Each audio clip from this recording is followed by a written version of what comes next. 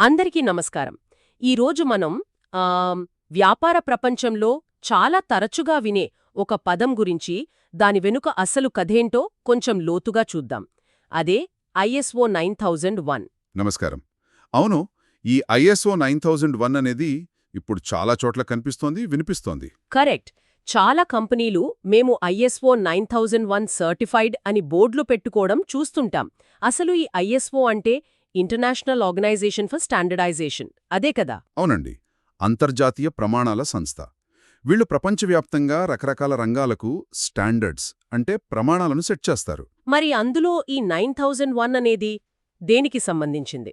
ఇది ప్రత్యేకంగా నాణ్యతా నిర్వహణ వ్యవస్థకు సంబంధించింది. అంటే క్వాలిటీ మేనేజ్మెంట్ సిస్టమ్ అన్నమాట. ఒక కంపెనీ తన పనులను ఎంత క్వాలిటీగా ఒక పద్ధతి ప్రకారం చేస్తుందో చెప్పే ఒక ఫ్రేమ్వర్క్ ఇది. ఓకే, అంటే ఒక కొలమానం లాంటిది. అయితే ఈ సర్టిఫికేషన్ తెచ్చుకోవడం అంటే గోడకొక సర్టిఫికేట్ తగిలించుకోవడం వరకేనా, లేక నిజంగా కంపెనీలకు దీనివల్ల ఏమైనా మేలు జరుగుతుందా? మంచి ప్రశ్న అడిగారు. అక్కడే ఉంది అసలు విషయం. ఇది కేవలం గోడకు తగిలించుకునే అలంకారం కాదు. కాదా? కానే కాదు. నిజానికి ISO 9001 అనేది ఒక సంస్థ తన పనితీరును అంటే ఆపరేషన్స్ని బాగా మెరుగుపరుచుకోవడానికి, ఇంకా సమర్థవంతంగా పనిచేయడానికి ఉపయోగపడే ఒక బలమైన సిస్టమ్. అంటే ఆచరణలో పెడితే లాభాలుంటాయంటారా? ఖచ్చితంగా. దీన్ని సరిగ్గా అర్థం చేసుకుని అమలు చేస్తే దాని ప్రయోజనాలు చాలా స్పష్టంగా కనిపిస్తాయి. అవి ఊరికే తాత్కాలికంగా కాకుండా లాంగ్ జాయ్గా ఉంటాయి కూడా. సరే, మరి ఆ ప్రయోజనాలేంటో వివరంగా చూద్దాం. ముందుగా కస్టమర్లు ఏ వ్యాపారానికైనా వాళ్లే కదా ముఖ్యం. వాళ్ల వైపు నుంచి చూస్తే ఈ ISO 9001 ఎలా ఉపయోగపడుతుంది? కస్టమర్ సంతృప్తి పెరుగుతుందనంటున్నారు, అదెలా? అవును, అది మొదటి ప్రయోజనం. సంతృప్తి అనేది వ్యక్తిగతమే అయినా దానికి కొన్ని కారణాలుంటాయి. ISO 9001లో ఒక ముఖ్యమైన సూత్రమేంటంటే కస్టమర్పై దృష్టి పెట్టడం. కస్టమర్ ఫోకస్ అంటాం. అంటే సంస్థ ఏ నిర్ణయం తీసుకున్నా, ఏ కొత్త ప్రాసెస్ పెట్టినా ఇది కస్టమర్కి ఎలా ఉపయోగపడుతుంది, వాళ్ళ అవసరాలు తీరుస్తుందా అని ఆలోచించాలి. కస్టమర్ ఏం కోరుకుంటున్నాడు, దేనికి విలువిస్తున్నాడు అనేది ముందు తెలుసుకోవాలి. ఓకే, వాళ్ళని కేంద్రంగా చేసుకోవాలన్నమాట. అంతే. ఉదాహరణకి ఒక ప్రోడక్ట్ తయారు చేసే ముందు రీసెర్చ్ చేయడం, లేదా సేవలందించేటప్పుడు వాళ్ల ఫిర్యాదులను వెంటనే పరిష్కరించడానికి ఒక మంచి పద్ధతి పెట్టుకోవడం. ఇలా వాళ్ల మాట వింటున్నారని, వాళ్ల అవసరాలకు తగ్గట్టు నడుచుకుంటున్నారని తెలిస్తే వాళ్లలో ఒక నమ్మకం ఏర్పడుతుంది. ఖచ్చితంగా నమ్మకం పెరుగుతుంది. విధేయత అంటే లాయల్టీ కూడా పెరుగుతుంది. నిజమే. కస్టమర్ మాట వింటే ఎవరికైనా సంతోషమే. ఇంకేమైనా ఉన్నాయా కస్టమర్లకి? ఉంది. రెండోది ఇంకా ముఖ్యమైంది, స్థిరమైన నాణ్యత, కన్సిస్టెంట్ క్వాలిటీ. ISO 9001 ఏం చెప్తుందంటే మీ ముఖ్యమైన పనులన్నిటినీ ప్రామాణీకరించండి, స్టాండర్డైజ్ చేయండి అని. స్టాండర్డైజ్ చేయడమా అంటే ఒక పనిని ప్రతిసారి ఒకే పద్ధతిలో, ఒకే క్వాలిటీ లెవెల్లో చేయడం అన్నమాట. ఇప్పుడు మనకు బాగా నచ్చిన హోటల్కి వెళ్తే మన ఫేవరెట్ డిష్ ప్రతిసారి ఒకే టేస్ట్తో ఉంటే బాగుంటుంది కదా? అవును, కరెక్ట్. అప్పుడే మళ్ళీ వెళ్లాలనిపిస్తుంది. అలాగే ఒక కంపెనీ ఇచ్చే ప్రోడక్ట్ గాని, సర్వీస్ గాని ప్రతిసారి ఒకే నాణ్యతతో ఉంటే కస్టమర్ అంచనాలు నిలబడతాయి. వాళ్లు నిరాశపడరు. క్వాలిటీలో తేడాలు రాకూడదు. ఈ స్థిరత్వం, కస్టమర్ అవసరాలపై దృష్టి, ఇవి రెండూ కలిస్తే కస్టమర్ సంతృప్తి అదే పెరుగుతుంది. వాళ్లు మళ్లీ మళ్లీ వస్తారు, వేరే వాళ్లకు కూడా చెప్తారు. అంటే కస్టమర్కి నమ్మకం, నిలకడ రెండూ దొరుకుతాయి. చాలా బావుంది. సరే, మరి సంస్థ లోపలికొద్దాం. కస్టమర్లు బాగుండాలంటే లోపల పనులు కూడా సరిగ్గా జరగాలి కదా? అవును.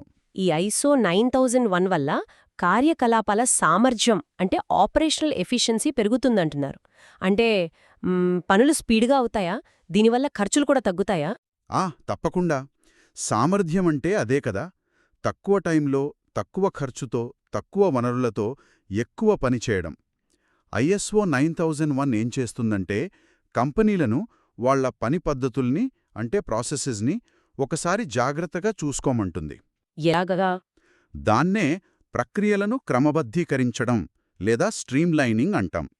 అంటే ఒక పని పూర్తి చేయడానికి అనవసరమైన స్టెప్స్ ఏమైనా ఉన్నాయా, ఎక్కడైనా టైం వేస్ట్ అవుతోందా, ఒకే పని ఇద్దరు ముగ్గురు చేస్తున్నారా, ఇలాంటివన్నీ పరిశీలించాలి. అంటే పనిలో ఉన్న అడ్డంకుల్ని తీసేయడం లాంటిదా? సరిగ్గా చెప్పారు. అనవసరమైన వాటిని తీసేయడం, వృధాను అంటే వేస్టేజ్ను తగ్గించడం, రిసోర్సెస్ను అంటే వనరులను జాగ్రత్తగా వాడుకోవడం. ఓకే. ఉదాహరణకి ఒక ఫైల్ అప్రూవ్ అవ్వడానికి 10 చోట్ల సంతకాలవసరమా? 5 చోట్ల చాలదా? లేదా ఒక వస్తువు తయారీలో మెటీరియల్ వేస్ట్ అవుతోందా? దాన్ని అలా తగ్గించాలి. ఇలాంటివి ఆలోచించి మార్పులు చేస్తారు.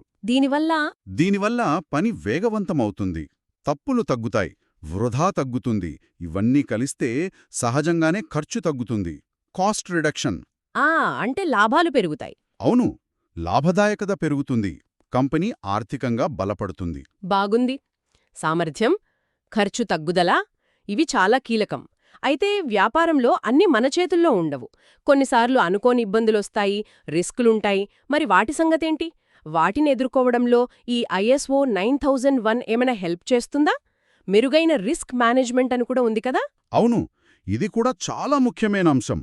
నిజానికి ISO 9001 లేటెస్ట్ వర్షన్స్లో రిస్క్ ఆధారిత ఆలోచన అంటే రిస్క్ బేస్డ్ థింకింగ్కి చాలా ప్రాధాన్యత ఇచ్చారు. రిస్క్ ఆధారిత ఆలోచన అదెలా ఉంటుంది?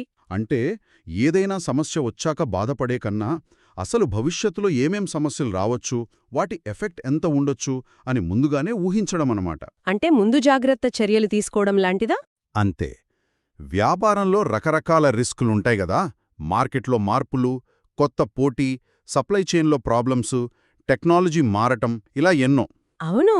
రిస్క్ ఆధారిత ఆలోచన అంటే వీటిలో మన వ్యాపారానికి ఏవి వర్తిస్తాయో గుర్తించడం, వాటిని ఎదుర్కోవటానికి లేదా వాటి ప్రభావాన్ని తగ్గించటానికి ముందే ప్లాన్స్ రెడీ చేసుకోవడం. ఉదాహరణకి ఒకే ఒక్క సప్లయర్ మీద ఆధారపడకుండా ఇంకో 2-3 ఆల్టర్నేట్ సప్లయర్స్ని రెడీగా ఉంచుకోవడం. లేదా ఏదైనా ముఖ్యమైన మెషిన్ పాడైపోతే దాన్ని వెంటనే రిపేర్ చేయటానికి లేదా వేరే ఏర్పాట్లు చేసుకోవడానికి ప్లాన్ బి సిద్ధంగా ఉండటం. ఓహో, ఓకే. ఇలా చేయడం వల్ల అనుకోని ఇబ్బందొచ్చినా బిజినెస్ పూర్తిగా ఆగిపోకుండా ఉంటుంది. దీన్నే బిజినెస్ కంటిన్యూటీ అంటాం. ఇది కంపెనీ లాంగ్జైగా నిలబడాలంటే చాలా ముఖ్యం. అంటే సమస్యలు రాకుండా చూడటమే కాదు, వచ్చినా తట్టుకునే శక్తిని కూడా పెంచుతుంది. ఇది నిజంగా ఉపయోగమే. సరే, ఆపరేషన్స్, రిస్క్లూ బాగున్నాయి. మరి వీటన్నిటి వెనుక ఉండేది మనుషులే, ఉద్యోగులు. వాళ్లమీద దీని ప్రభావం ఎలా ఉంటుంది? ఉద్యోగుల భాగస్వామ్యం పెరుగుతుందని అంటున్నారు. ఎంప్లాయీ ఎంగేజ్మెంట్ అదెలా సాధ్యం? రూల్స్ పాటిస్తే ఉత్సాహం వస్తుందా? మంచి పాయింట్. ఇది కేవలం రూల్స్ పాటించడం కాదు. ISO 9001 ఉద్యోగుల పాత్రను బాగా గుర్తిస్తుంది. మొదటిగా, ప్రతి ఒక్కరికీ వాళ్ల రోలేంటి, బాధ్యతలేంటి అనే దానిపై క్లారిటీ వస్తుంది. కంపెనీ క్వాలిటీ టార్గెట్స్ ఏంటో వాళ్లకు తెలుస్తుంది. వాటిని రీచ్ అవ్వడంలో వాళ్ల పార్టేంటో అర్థమవుతుంది. అది ఓకే, కాని భాగస్వామ్యం ఎలా పెరుగుతుంది? అది మెరుగైన కమ్యూనికేషన్ వల్ల. ISO 9001 ఏం చెప్తుందంటే, పైనుంచి కిందికి, అలాగే అడ్డంగా అంటే డిపార్ట్మెంట్ల మధ్య సమాచారం బాగా అందేలా చూడాలి అని. కమ్యూనికేషన్ ఇంప్రూవ్ చేయాలా? అవును. అంతేకాదు, క్వాలిటీకి సంబంధించిన విషయాల్లో, ప్రాబ్లం సాల్వింగ్లో ఉద్యోగుల ఐడియాలను, సలహాలను తీసుకోవాలి. వాళ్లని కేవలం పనిచేసేవాళ్లుగా కాకుండా క్వాలిటీని పెంచే ప్రాసెస్లో పార్ట్నర్స్గా చూడాలి. అంటే వాళ్ల మాటలకు విలువ ఇవ్వడం. ఖచ్చితంగా. వాళ్ళు చెప్పేది వింటారు, వాళ్ల అనుభవాలను పంచుకోవచ్చు అనే భావన కలగాలి. యాజమాన్యం కూడా కంపెనీ గోల్స్, పర్ఫార్మెన్స్ గురించి వాళ్లతో షేర్ చేసుకోవాలి.